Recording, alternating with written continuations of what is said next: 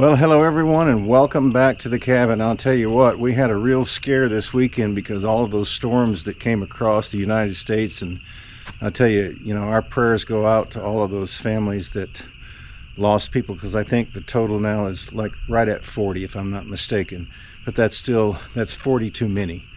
But storms they're getting worse and worse. But I'll tell you what happened. Saturday night, I finally went to bed somewhere around 1 o'clock, set the alarm, got back up around 3, came out to check to see, about the storm. And I'll tell you what, just before it got due south of us, it turned and went north. And there were two storms like this.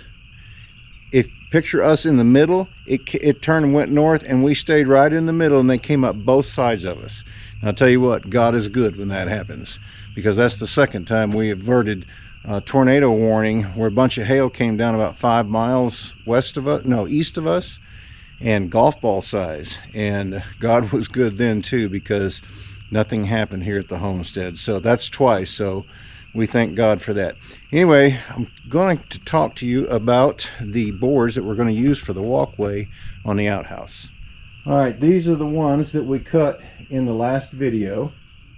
I've been thinking about it, and I don't believe I'm going to burn these. I think I'm going to just put the oil on there just like they are. They will turn a little bit yellow because it has a little bit of a yellow tint, even though it's considered natural, because of the properties on the inside of it. Anyway, I think that it will kind of match the color very close to what we've already got as far as the framework goes. Now the posts that are for the handrails, I think what we're going to do is we're going to cut some 2x6s for those, but I think we're going to just oil them as well. That way the walkway and the horizontal handrail portion will be one color, and then the posts will be another color, because actually they were hickory, and if I did burn these, they wouldn't burn the same, because this is pine. But since I don't have any hardwoods, that tree actually came from down the road at a neighbor's house. Since I don't have any hardwoods up here, I'm going to go ahead and use pine. I did mill this 1.25 inches because I know it's going to shrink. I'm going to go ahead and use this, and I think it will probably last me 5-6 years maybe. I know that frame is going to last a lot longer because we got pressure treated mixed in with treated hickory. And so I believe that that's going to last quite a while, outlast these anyway. But I can easily pull these up and replace those, because I won't have to, mess with the hammer or the frame. So if we have to replace the walk boards, not a big deal, right?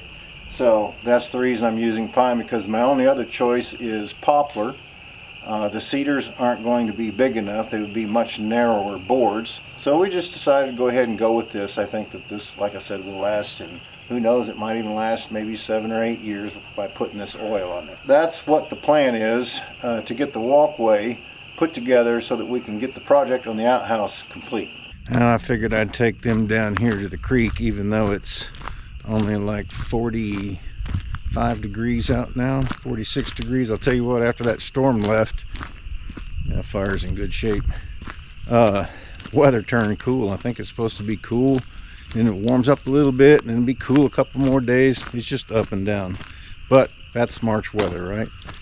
So it looks like, and I thought they did, but it looks like they took that small excavator and loaded it up the next day after we cut the trees, because it's not there, and it looks like they had to cut their way out. I'm not going to go down in there too far, because it is a little bit still on the muddy side, because it did rain a lot. But that excavator was parked right over there, so they had to trim a couple of tops and move them to the side to be able to get their machine out. I feel really bad about that, because I could have came down here the next morning and cut that myself. I didn't have any idea they were here. They must have came really early, because I didn't even hear them down here. But let me tell you what happened. So this tree right here was actually the one standing on that stump right there. So from over here beside this other stump, he had to climb that bank and get that excavator in there behind that tree, right? So on that steep incline, we don't know if maybe the fuel filter was stopping up, or maybe all the fuel was running to one end and maybe the gauge wasn't reading correctly, and then you got the pump on the other end. But on that steep angle, it started cutting out, missing and everything, and I had already had that wedge cut on the front, so the tree was half cut, and knowing that those high winds were going to be coming, and then it died. And he cranked and cranked and cranked and cranked, and I just stood there with the chainsaw, and finally that thing started, because I thought, you know, what am I going to do? The tractor would be no good down here, right? You know, he's got the bucket resting on the side of the tree up there because we were trying to get going, right? And I tell you what, it was an absolute mess. And finally that thing cranked, and we were able to saw on the backside, and he pushed it over. If you look where it's standing in relationship to the corner of the house, it was leaning this direction, and we actually pushed it in that direction for it to fall over this way. So yeah, we don't want to end up in that mess again. That's the reason I went ahead and cut several on the bank over there, so that they wouldn't be able to fall down and hit the house. And then, you know, even later on, there are small trees way up top there that are, you know, maybe 4 to 6 inches in diameter. And I told Jennifer, I said, just keep your eye on those, and when they get up, you know, to 8 or 10 inches, that's something that you can handle with a hand line and like a come along. So I'll probably come down and cut those up into log sections. That way when they bring the excavator back, because I can't actually cross this electrical ditch until it gets inspected. So, but I could have the logs, if they did get the excavator back over here, they would be easy to move. Anyway, I'll meet you back at the top of the hill. Well, I'll tell you what, friends, I have sure used my portion of this Cabot Australian Timber Frame Oil.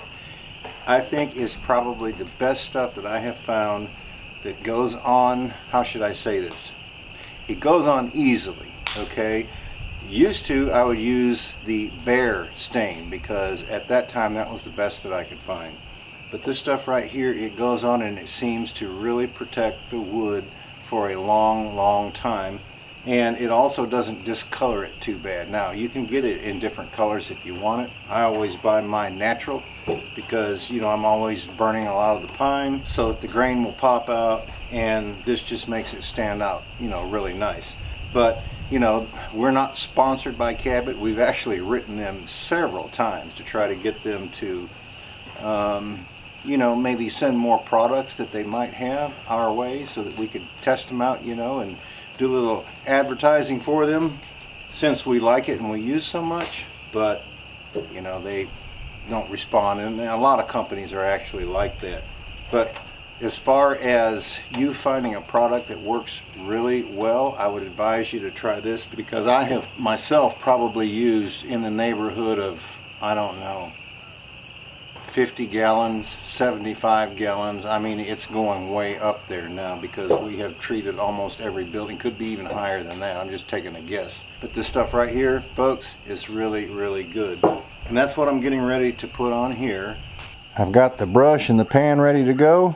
So I'm going to get busy here in just a little bit. I'm going to coat both sides of these, but I think before I do that, I'm going to cut them up into lengths. That way the ends are exposed and I can do the ends as well. But I'm going to go ahead and coat both sides, because if any water was to run underneath, you know, I know it's going to drip off eventually, but hopefully it won't set up and try to penetrate into the wood. So that's the reason I want to do both sides and the edges as well. And I think when I put these up, I'm going to space them a little bit. Now I know that they're probably going to lose anywhere from 1/8 to 1/4 of an inch on each side, which will cause me to end up with something like maybe a 1/2 inch gap between the boards. But what I don't want happening is between the boards, stuff getting caught down in there and then getting moist and setting up rot that way. If the crack is a little bit larger, because it's not going to affect us walking on it, if the crack's a little bit larger, like I say, it's not going to hurt anything. But that way I'm for sure that I'll end up with a good 1/2 inch, you know, maybe 5/8 to even 3/4. But yeah, that's still not bad to walk on, and by getting these cut up first, then I won't have to take a rag to them later. But I just wanted to mention to you This stuff is really, really good, and I'll continue to use it even though they don't sponsor us, because it is that good. And you know, I still worried about these solar panels, even though my son tried to cheer me up by saying that they were rated because they are tested for direct hits from hail.